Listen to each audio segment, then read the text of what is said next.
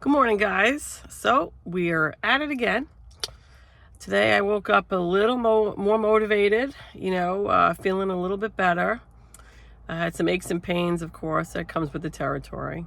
I put some capsaicin on the back, some lidocaine on the knees, and I said, you know what? I feel a little more agile this morning. And so I am doing the food deliveries today. I'm going to do the lunch shift up here in New York State.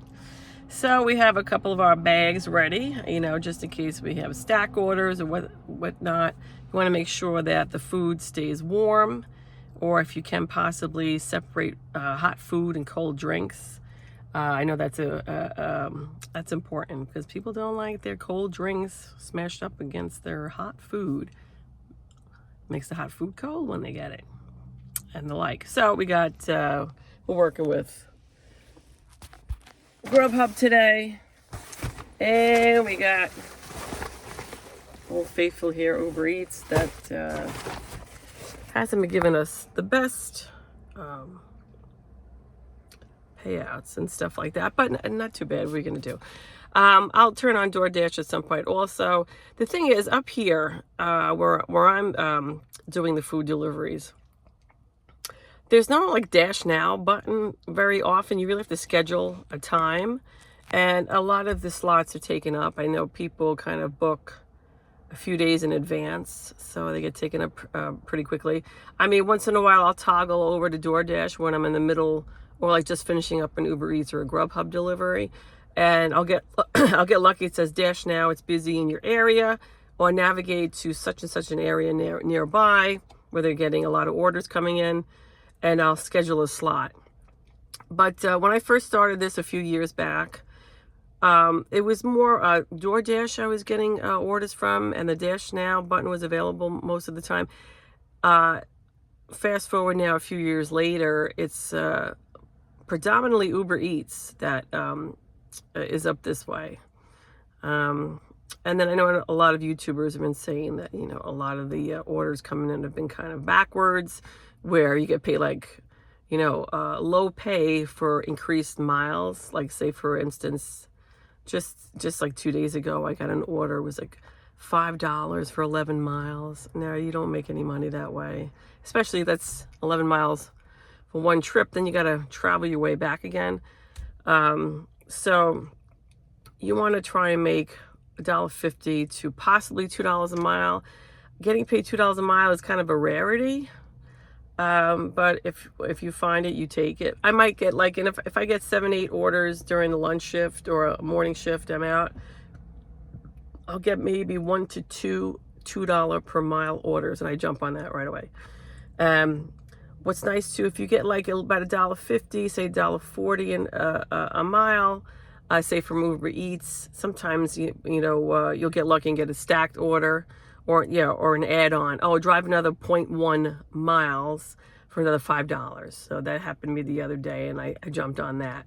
And then what I've noticed, right, is that if I've been taking out maybe like 40 minutes from my normal delivery area, especially if the day is going slow, I'm not getting good orders in at all, I'll take an order that's further out in distance for decent pay, with the hopes of getting an order to bring me back, so to pay for my 30-minute drive or 40-minute drive back to my normal delivery spots, and that's been helping a lot. So so that's the plan for lunchtime today. It's currently 10:30.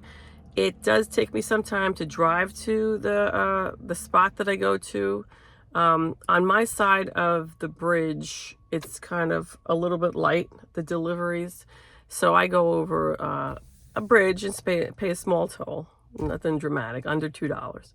And so it's about a 15 to 20 minute drive before I could put the apps on and start getting start being in the vicinity of orders coming in,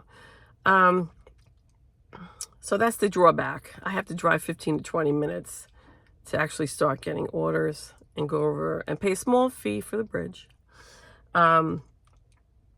and then I have to drive back. So I try to factor that in, and try and keep the miles as low as possible, and keep going from there. I mean, my car is not brand new. So, I mean, in a way, that's good and it's bad. It's good because I don't have to pay car payments on it. But I do have 130,000 miles on this beast. So, I'm not sure how much longer I can go with it, but it was my dad's car, and when he passed away 7 years ago, he only had it for a year and a half. It's a Chevy Impala. And when it passed away, there was 38,000 miles on it, so I paid the rest of the loan off back then that he had on the car. God rest his soul. And I've worked it up from 38,000 miles to 130,000 miles, but in 7 years, So, I guess that's about average. Yeah, about 10 to 12,000 miles a year, So that's on the agenda for today. I had to take my beautiful baby boy, my cat. My cat's name is Big Boy. He's a gray and white tabby. God love him. And he's about 9.5 years old. Had him since he was a baby, like literally day one I had him from. And he had some teeth pulled. I had to rush him to the vet Sunday evening after I did my farmer's market. So I was like all distraught, Turned out I called the vet in the morning, and she didn't call me back. A few hours later, so I'm having a heart attack. I'm driving over to PetSmart, buying the feed injecting tube to put whatever kind of pureed food in there so I could at least have him eat, because he couldn't eat. I mean, his teeth were in pretty bad shape. 4 teeth had to be pulled. Oh, I feel bad, so bad about that. Like, long story short, the vet called me. So she was going on vacation, but she said, this is an emergency if he's not eating, so can you get here in an hour? And I booked my way over there. Long story short, she pulled out the 4 teeth that were giving him problems, gave him antibiotics. I stayed with him like all night, all day, didn't sleep at all. He's doing much better, yes, knock on wood. And I give him his medication morning and night. And it was pretty reasonable, the bill. It was $600. Hear me out. That included antibiotics. He had ear mites, so I had to buy drops for that. I had 2 weeks worth of antibiotics twice a day I have to give him, and then also 5 days worth of pain medication. I gave him that. She did a full exam on him, and the anesthesia. Oh, I felt so bad putting him under anesthesia, but there was no way they were pulling teeth on a cat. Even though he's a really good boy, very, very, like one of the friendliest cats I've ever met or ever had. The anesthesia, everything costs, it adds up, but $600, for what I understand, is a pretty good price. A few people I talked to, friends with pets, dogs and cats, they're saying it could have been about $1,200 to $1,500 easy, So far, so good with that, And I just wanted to try a semi-quick video. I know it's about 8 minutes long, but just chugging along, paying the bills. Feel a little bit today, don't know why, but I'm going to take advantage of it and do as much as I can, be as productive as I can, and move forward. Just keep moving forward out there. And, we have our good days and we have bad days, peaks and valleys. But when you get into that, towards that peak, just keep pushing, because the valley's coming. And then you're going to be stuck. You're going to be in a miserable mood, or you're going to be down and out. Life weighs on us. But when we have that surge of energy, try and do as much and push yourself to keep doing as much as you can that day.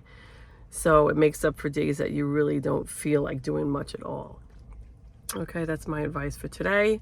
I hope everybody's out there and feeling good, or just having a good start to the day. And peace, love, and blessings to all of you. And talk to you soon. Thank you. If you can, please like and subscribe. Thank you. Bye-bye.